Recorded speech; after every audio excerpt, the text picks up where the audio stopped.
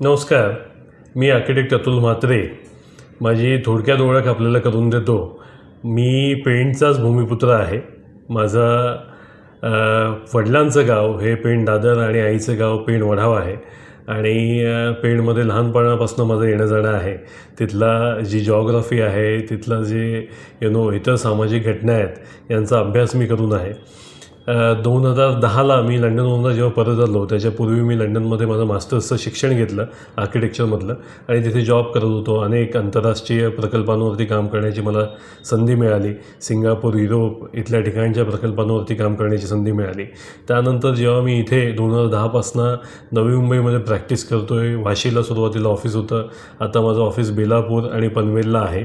आणि नवी मुंबईच्या भागामध्ये, मुंबई पुण्याच्या भागामध्ये अनेक रिडेव्हलपमेंट, तसेच greenfield development, integrated township project अशा अनेक प्रकल्पांवरती काम करण्याची मला संधी मिळालेली आहे. आज जो पेण उरण भागामध्ये आपण शासनाकडनं जो 4 मार्च रोजी जो GR आलेला आहे, ज्याच्यामध्ये MMRDAला इथे प्राधिकरण म्हणून 124 गावांमध्ये घोषित करण्यात आलेलं आहे. ज्याच्यामध्ये प्रामुख्याने उरणमधली जी खुपटा टाउनशिप म्हणून ओळखली जाणारी 32 गावं होती, तसेच नैना सिडको याच्यामध्ये जी पेणमधली 80 गावं होती, त्याचबरोबरीने रायगड रिजनल प्लानमधली 6 गावं आणि MMR रिजनल प्लानमधली तुमची पेणची 4 गावं, अशी टोटल 124 गावं ही MMRDAकडे देण्यात आलेली आहेत. आणि MMRDAला ह्याच्यामध्ये NTDA बनवण्यात आलं आहे. NTDA म्हणजे काय असतं तर new town development authority. SPA आणि NTDA याच्यातला फरक आपण समजून घ्यायचा आहे, कारण याच्यामध्ये फार मोठा फरक आहे. आज शहरीकरण होत असताना, जागतिकीकरण होत असताना आपण पाहतो की मुंबईच्या लगतची जी आपली शहरं, गावं आहेत, इथे मोठ्या प्रमाणात ह्या प्रकारचं शहरीकरण होत असताना आपल्या शेतजमिनी या शहरीकरणाचा भाग बनतात आणि इथे विकास होताना आपण पाहतो. पण अनेक वेळेला शेतकऱ्यांनी, भूमिपुत्रांनी हे पाहिलेलं आहे की मुंबई आणि नवी मुंबईचा विकास होत असताना बऱ्याच वेळेला शेतकरी ह्या विकासाच्या प्रक्रियेतनं बाहेर फेकला जातो. बऱ्याच वेळेला आपण पाहिलेलं आहे की ज्या शेतजमिनीवरती हा विकास होत असतो, त्या विकासाचे फायदे हे तिथल्या भूमिपुत्राला, शेतकऱ्यांना न होता अनेक वेळेला परप्रांतीयांनाच होत असतात. त्यामुळे एकंदरीत सामाजिक भूमिका किंवा भावना हीच आहे की इथे जेव्हा नव्याने ह्याच्या पुढे तिसऱ्या मुंबईचा जो की पनवेल, पेण, उरण, खालापूर, कर्जतचा काही भाग याच्यामध्ये ही तिसरी मुंबई होत असताना, विकास होत असताना शेतकरी हा त्याच्या केंद्रस्थानी असला पाहिजे. किंबहुना हा शेतकरी स्वतः या विकासाचा विकासक किंवा एक पार्टनर तरी बनावा ही अपेक्षा सगळ्यांचीच आहे.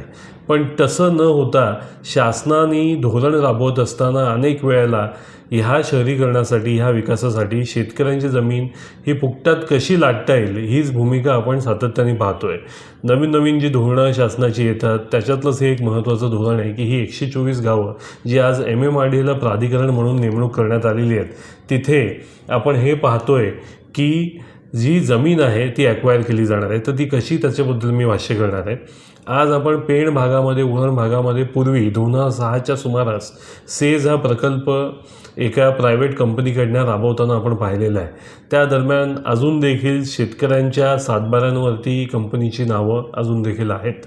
आणि सुमारे माझ्या माहितीप्रमाणे 1505 हेक्टर ही जमीन अजून देखील ह्या प्रायव्हेट कंपनीच्या नावावरतीच आहे. त्यावेळेला शेतकऱ्यांनी केलेल्या विरोधामुळे हे जमिनीचं हस्तांतरण, ॲक्विजिशन पूर्ण होऊ शकलं नाही.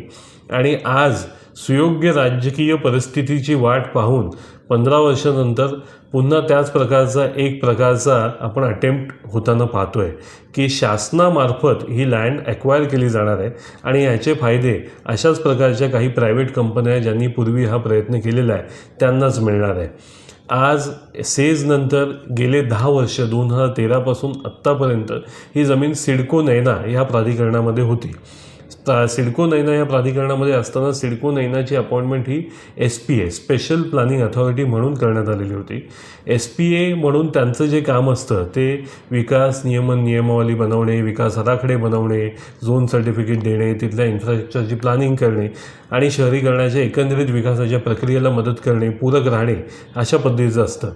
पण त्या उलट NTDA हे जे काही धोरण आहे हे थोडंसं वेगळं आहे. MMRDAची जी नुकताच NTDA म्हणून ह्या 124 गावांमध्ये नेमणूक करण्यात आलेली आहे, त्याचा अर्थ काय होतो तर MRTP ॲक्ट जो आहे, Maharashtra regional town planning act, ज्याच्या अंतर्गत हे शहरीकरणाचं किंवा आपण असं म्हणूया की अर्बन डेव्हलपमेंटचं काम केलं जातं, त्या ॲक्टच्या 113(1) ह्या प्रावधानाप्रमाणे NTDAची तुम्हाला प्राधिकरण म्हणून नेमणूक करण्यात आलेली आहे MMRDAची.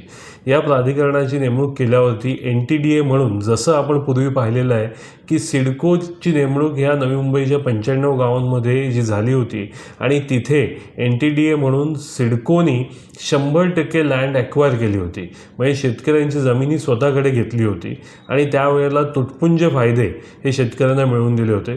त्याच प्रकारचा काहीसा भाग इथे होणार आहे की आज MMRDAची NTDAची नेमणूक झाल्यावरती या 124 गावांमधली 100% जमीन ही MMRDA ॲक्वायर करणार आहे.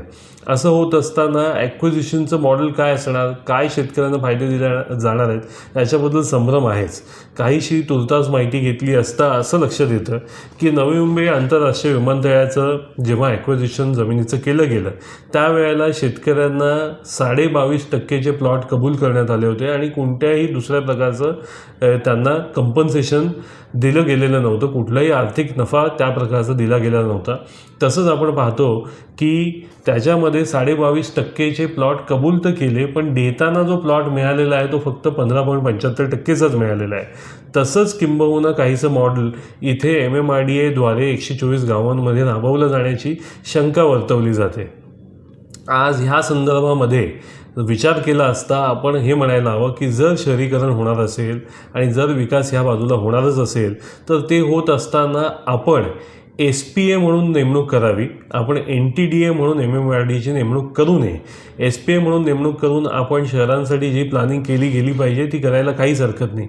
आणि काही प्रमाणात शहरी सुविधांसाठी तुम्हाला रस्ते असतात, इतर सुविधा असतात, त्यांच्यासाठी जी पब्लिक पर्पजसाठी जमीन ॲक्वायर करणे गरजेचंच असतं, ती जमीन जर ॲक्वायर करावी लागत असेल काही अंशी तर ती 2013च्या लँड ॲक्विजिशन कायद्याच्या अंतर्गत ॲक्वायर केली गेली पाहिजे.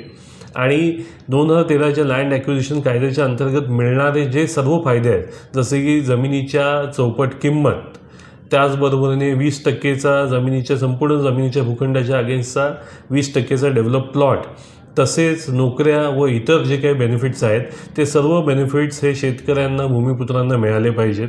आणि किंबहुना फक्त आणि फक्त गरजेपुरतीच जमीन ही ॲक्वायर केली गेली पाहिजे. या प्रकारचं जे मॉडेल, धोरण जे सरकार राबवू पाहतं, ज्याच्यामध्ये कुठलाही मोबदला न देता किंवा कुठलाही विशेष फायदा न देता 100% जमीन ॲक्वायर करून सरकारकडे घेण्याचं मॉडेल हे अतिशय चुकीचं आहे आणि त्याचा प्रखर विरोध हा सगळ्यांनी केला पाहिजे. त्याच्यामुळे मी आपल्या सर्व शेतकऱ्यांना, भूमिपुत्रांना विनंती करतो की आपण सर्वांनी लवकरात लवकर ह्याच्या संदर्भातल्या हरकती नोंदवायला हव्या. 4 मार्च रोजी हा GR आला होता आणि समजा आपल्याकडे 30 दिवसांचा हा हरकती नोंदवण्याचा कालावधी आहे. त्या दरम्यानमध्ये आपण हरकती लवकरात लवकर नोंदवायला हव्यात. 14 मार्च रोजी मी संकल्प ग्राम समृद्धी प्रतिष्ठान पेण यांनी आयोजित केलेल्या पेणमधील एका कार्यक्रमामध्ये हे बोलून दाखवलं होतं आणि त्या संदर्भातला जो मसुदा आहे, हरकतीचा एक मसुदा आहे, तो आपण तयार केलेला आहे. त्याच्यामध्ये आपण सर्वांनी आपापले जे काही बदल सुचवावेत, सुयोग्य बदल सुचवावेत आणि लवकरात लवकर शासनाकडे ह्या हरकती पोचवाव्यात. तसंच मी इथल्या ग्रामपंचायतींना देखील हे निवेदन करतो की त्यांनी लवकरात लवकर ग्रामसभा घेऊन त्यांनी ग्रामसभेमध्ये ठराव पारित करून ह्या हरकती शासनापर्यंत लवकरात लवकर पोचवायला हव्यात. ह्या आपल्या शेतजमिनी पिढ्यानपिढ्या आपल्याकडे राहिलेल्या होत्या, त्याचे फायदे आपल्या अनेक पिढ्यांनी घेतलेले आणि आपल्या पुढच्या पिढ्यांना देखील ते फायदे मिळायला हवेत.